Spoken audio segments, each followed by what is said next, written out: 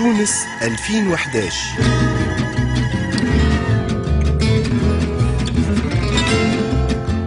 الانتخابات علاش وكيفاش؟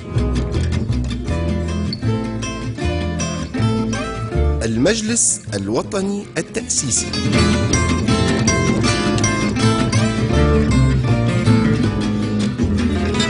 لأول مرة وبفضل ثورة 14 جانفي الانتخابات هذه باش تكون بالفعل ديمقراطية، يعني باش تشارك فيها القوى السياسية الكل متاع تونس، سواء كانت الأحزاب السياسية وإلا المستقلين.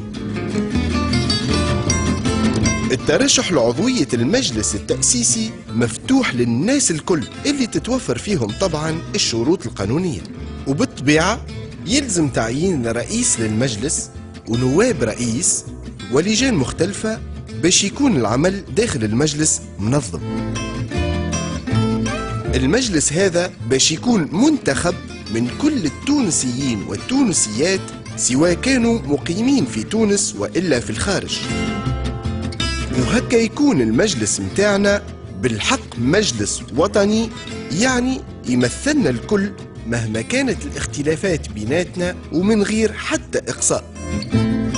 والمجلس هذا اسمه مجلس وطني تأسيسي، على خاطر المهمة الرئيسية اللي باش ننتخبوه من أجلها هي وضع دستور يكون نقطة انطلاق جديدة لحياتنا السياسية ولتصورنا لمجتمعنا اللي نحبوه يقوم على حرية، مساواة، كرامة، سيادة الشعب، حقوق الإنسان، ديمقراطية. لكن المجلس التأسيسي هذا باش يضطر زادة انه يقوم بمهمة اخرى، على خاطر الرئيس المؤقت والحكومة المؤقتة اللي تحطوا بعد الثورة يلزمهم ينسحبوا بعد ما وصلونا لبر الأمان.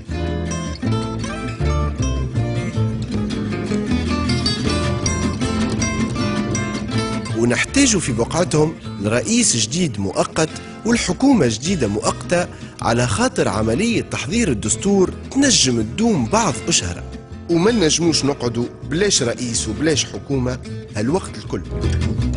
هذاك علاش المجلس التأسيسي اللي انتخبناه هو الوحيد اللي عنده الحق باش يختار رئيس الجمهورية والحكومة، على خاطر هو الوحيد اللي مثلنا واللي يعبر على سيادة الشعب.